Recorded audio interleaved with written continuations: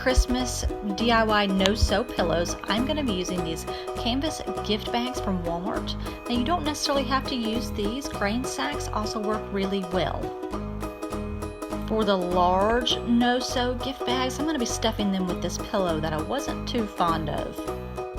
A few supplies you're going to need is peel and stick no-sew tape, some fiberfill, and an old pillow. If you choose to use an old pillow, just stuff it into the canvas gift bag as best you can. First thing you're going to do is cut the edge off.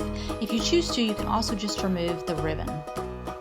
Next, apply the no-sew tape on the edge of the seam. And there's no real trick to this, just make sure you get it really good and even.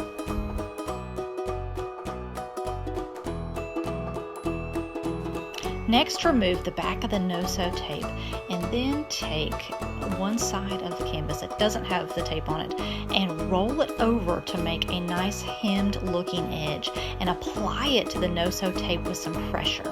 If you need to hold it there for a second, feel free to do that and just work your way to the edge, making sure it looks good and even.